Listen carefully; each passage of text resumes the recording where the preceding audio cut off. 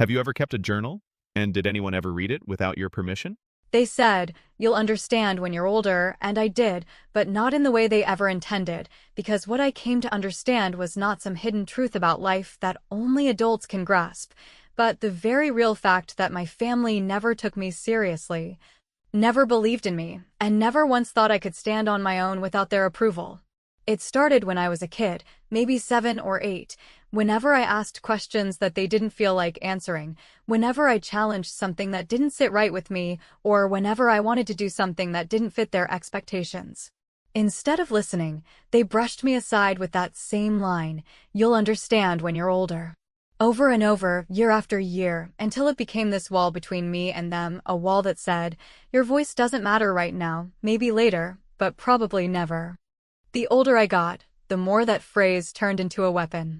If I pointed out that my brother got special treatment, it was, "You'll understand when you're older." If I asked why he got money for sports while I was told to be realistic, it was, "You'll understand when you're older."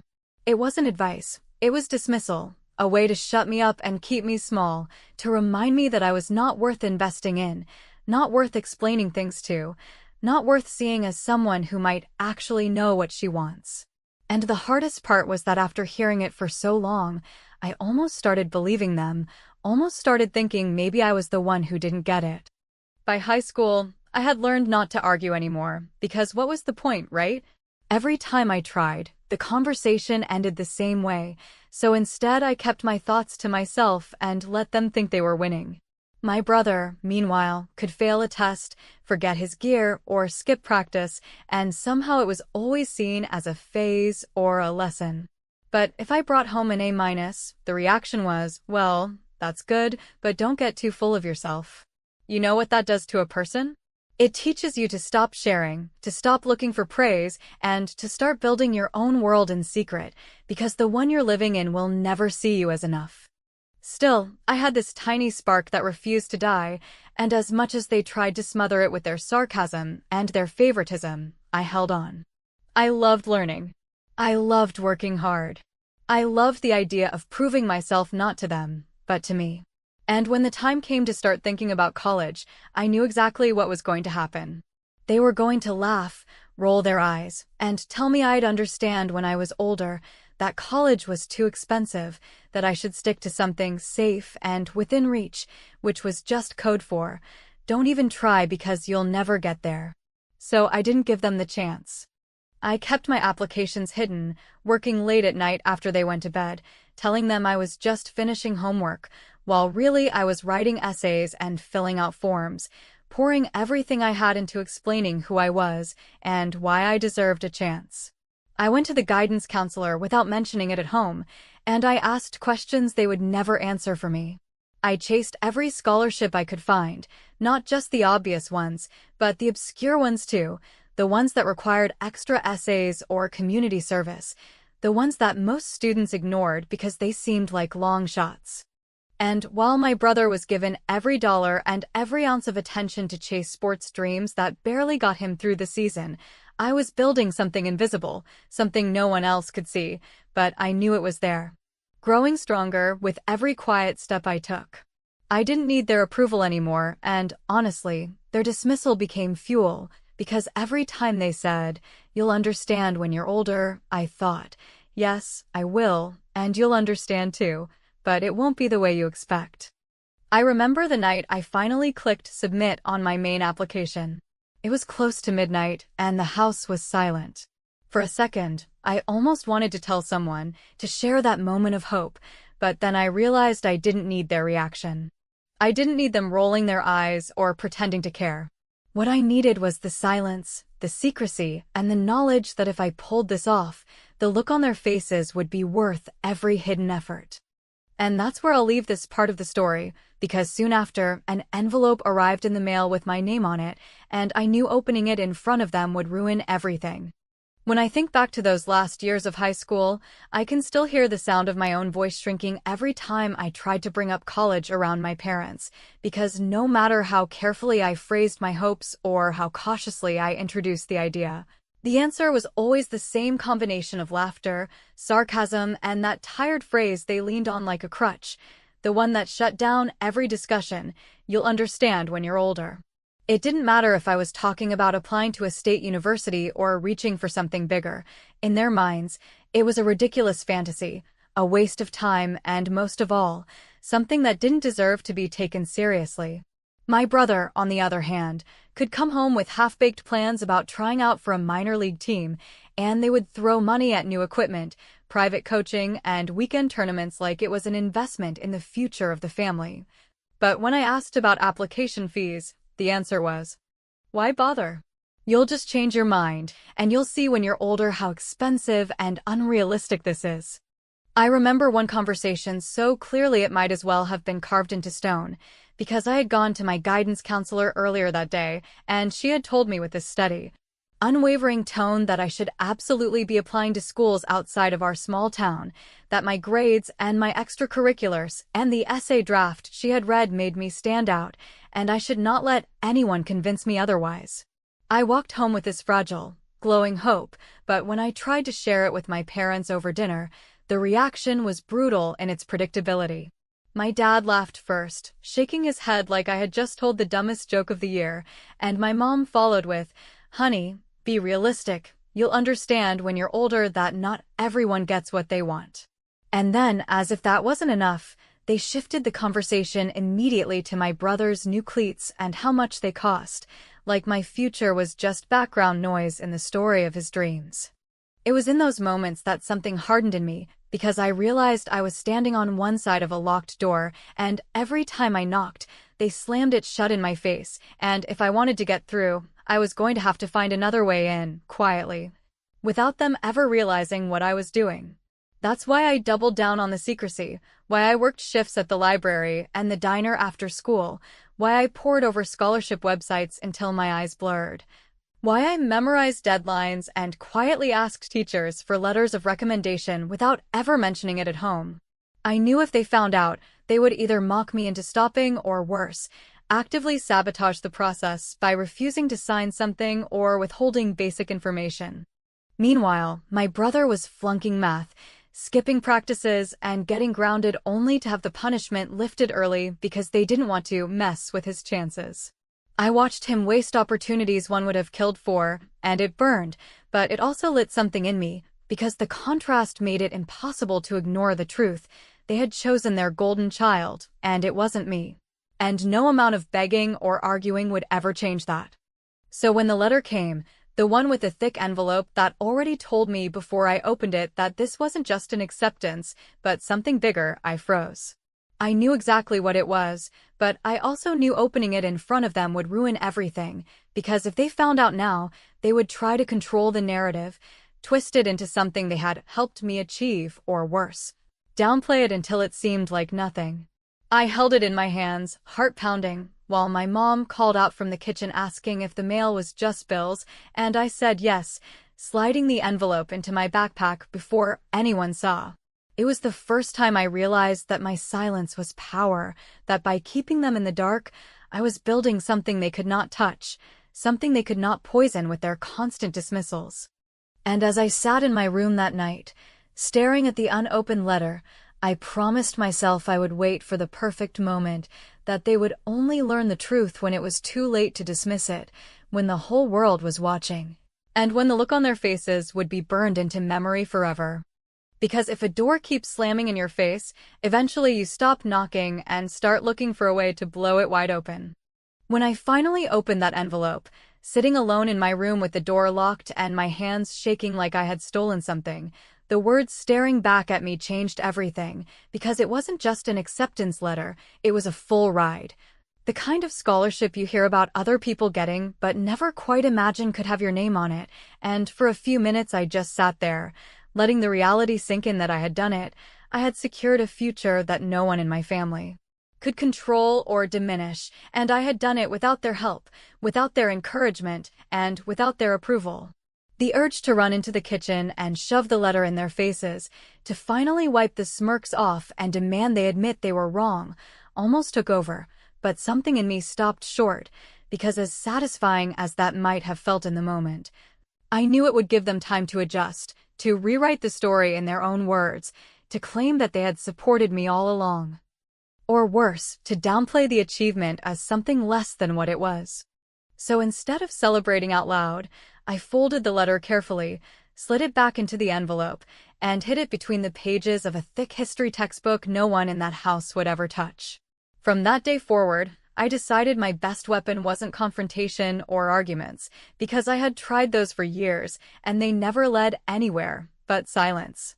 I realized that playing dumb, nodding along, letting them think I was aimless or naive, gave me more control than fighting ever had, because the less they suspected, the bigger the explosion would be when the truth finally came out. At home, life continued on like nothing had changed, and that was the beauty of it. My brother was still the center of attention, the one they invested money, time, and endless patience in, even though his grades were slipping and his so-called future was unraveling faster than he could hide it. He'd come home late, mumble excuses, and still be praised for his potential, while I quietly sat through dinner, pretending to have no plan beyond maybe a community college or a part-time job, letting them believe their narrative that I would always fall short of something bigger. Every time they repeated that tired phrase, "You'll understand when you're older," I smiled politely, and inside I laughed, because I already understood more than they ever would. School became my double life. By day, I was the student everyone expected to succeed, the one teachers encouraged, the one who showed up early and stayed late to work on assignments. By night, at home, I was the invisible daughter, shrugging when asked about my future, deflecting when relatives at family gatherings asked what my plans were, and listening as my parents bragged about my brother's small victories while describing me as still figuring things out. At first, it stung, because no matter how much you tell yourself you don't care, hearing the people who are supposed to believe in you dismiss your work as nothing more than a phase hurts in ways you can't fully explain. But over time, I started to savor it. Because I knew the truth and they didn't, and there was something incredibly powerful about holding that secret in my hands. The hardest part was resisting the temptation to correct them. There were moments when an aunt would pat my shoulder and say, "Don't worry, you'll find your place eventually," and I wanted to shout, "I already did, and it's better than you think," but instead I just smiled and nodded. There were nights when my dad would tease me for spending too much time reading, telling me it wasn't going to pay the bills, and I wanted to throw the scholarship letter in his face, but I bit my tongue and let him believe he was right. Because every day I kept the secret, the final reveal grew stronger, and I wasn't about to waste it on a petty argument over dinner. Packing for college became another act of deception. I told them I was going to spend time with a friend before starting a part-time job, so when I loaded bags into the car, they didn't question it too much. I left out the details on purpose, kept the explanations vague, because the less they knew, the easier it was to keep them in the dark. I drove away that day with my heart pounding, part of me terrified they would follow up, part of me exhilarated by the fact that I was pulling it off, that I was stepping into the life they told me was impossible without even asking for their permission. Looking back, I realized that the act of hiding it wasn't just strategy, it was survival. If I had told them the truth too early, they would have found a way to drain the joy from it, to twist it into a story where I owed them gratitude for sacrifices they never made. By keeping it quiet, by playing dumb, I was protecting not just my future, but also the sense of ownership I had over it. For the first time in my life, something that mattered wasn't theirs to define, it was mine, and mine alone. And so while they carried on thinking I was lost and uncertain, I was already miles ahead, walking into classrooms where professors knew my name, meeting people who saw my potential without hesitation, and building a version of myself that they wouldn't recognize even if they tried. The longer I stayed silent, the clearer it became that one day, when the timing was perfect, I would let the truth out in a way they could never take back, a way that would leave them stunned and speechless, and I couldn't wait for that moment to arrive. The first months of college felt like I had stepped into a world that had been waiting for me all along, a world where no one rolled their eyes when I spoke, no one dismissed my ambitions with condescending smiles, and no one repeated that exhausting phrase about understanding when I was older, because here I was surrounded by people who not only believed I belonged, but also expected me to thrive. And that contrast between the life I was finally living and the life my parents still imagined. for me was almost too sharp to process. While they assumed I was lingering at home, lost, maybe taking a few part-time classes and working odd jobs until I got serious, the truth was that I was waking up every morning to lectures that challenged me, discussions that ignited something in me, and opportunities that made me realize how small their vision for me had always been. I was living two completely different lives, and though the weight of secrecy might have crushed someone else, I wore it like armor, because every day I stayed quiet, every day I let them underestimate me, was one step closer to the reveal I had been planning since the night I hid that scholarship letter.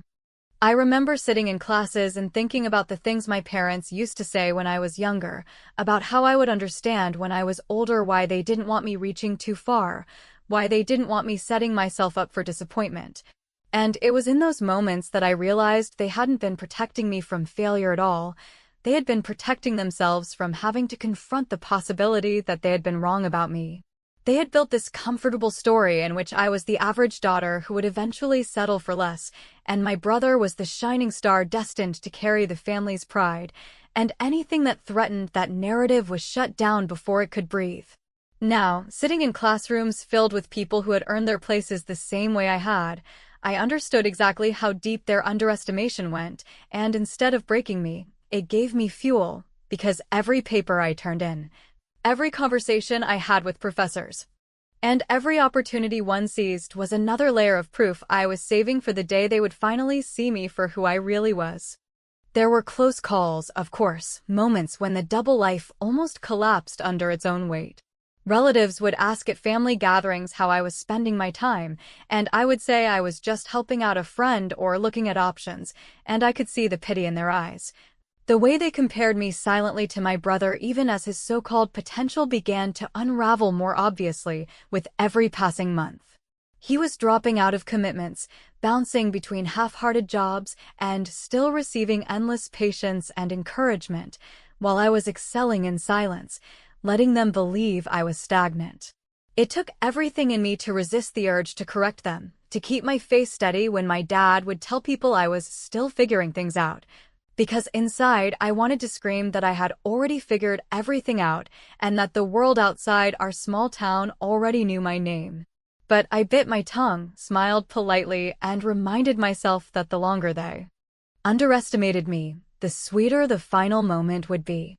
That secrecy didn't just protect me from their dismissal, it also gave me freedom I had never known before. For the first time in my life, I was shaping my own story without their fingerprints all over it, and the silence became a kind of liberation. I could fail at something in class and learn from it without fearing their mockery. I could succeed spectacularly and savor the pride without bracing for their indifference. And I could build relationships with people who saw me as capable, intelligent, and deserving without the constant shadow of being the lesser child. Every trip back home became an exercise in control, an act of slipping into the role they had written for me, nodding when they asked meaningless questions, shrugging when they offered advice I didn't need, and quietly storing away every comment, every dismissal, every offhand remark that would make the reveal all the more powerful. The real turning point came when I got the email about graduation, the one that detailed how the ceremony would unfold and who would be recognized on stage, because reading my name listed as one of the top scholars, introduced personally by the commencement speaker, hit me with the force of everything I had been holding in. It wasn't just about finishing school, it was about the fact that they were going to hear my name called in front of a crowd too big to ignore, with no way to spin it, no way to downplay it, and no way to claim they had played any part in it.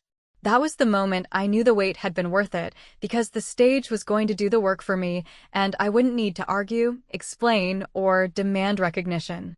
All I had to do was stand there and let the truth speak louder than anything they had ever told me.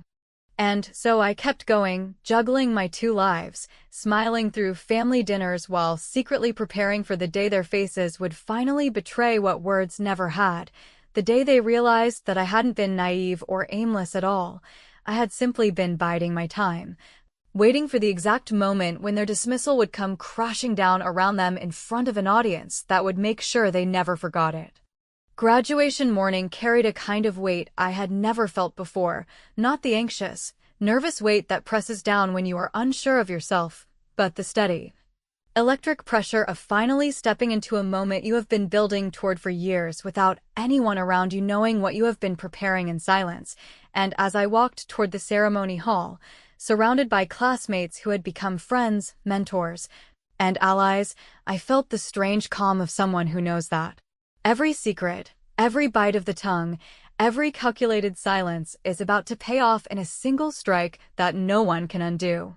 My parents had shown up with the same casual indifference they always carried to any event that wasn't about my brother, sitting stiffly with relatives who still believed I was little more than a girl without a clear plan, and I didn't correct them.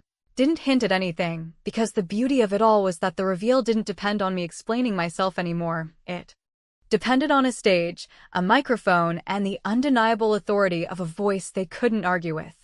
The ceremony began like most graduations do, long lines of names, clapping, speeches that stretched on longer than most people's patience, and I sat quietly in my cap and gown, hands folded, heart pounding not from fear but from anticipation, because I knew the moment was coming and there was no way to stop it. When my brother had games, my parents leaned forward in the stands, faces glowing with pride, shouting his name as though he were destined for greatness even when his performance barely scraped average. Today, they leaned back in their seats, arms crossed, expecting nothing, maybe waiting for the ordeal to end so they could say they had supported me by showing up, and I almost laughed at the irony of it. Because if they thought this was going to be just another meaningless obligation, they were about to be blindsided in the cruelest and most perfect way possible.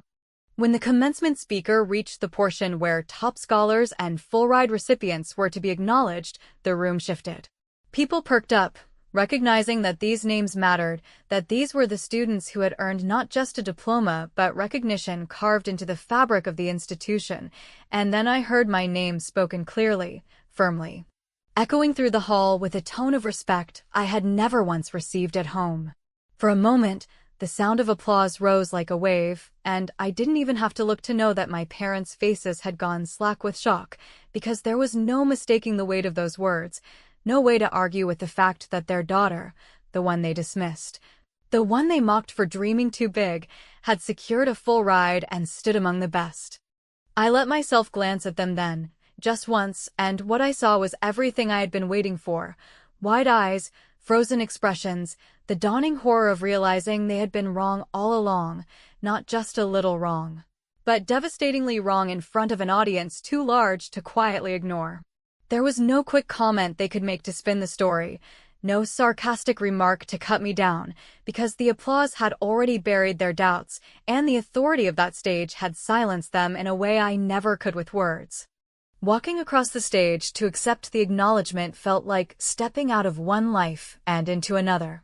I thought about every dinner table conversation where they dismissed me, every family gathering where I was compared unfavorably to my brother, every moment when they used that phrase like a weapon, telling me I'd understand when I was older.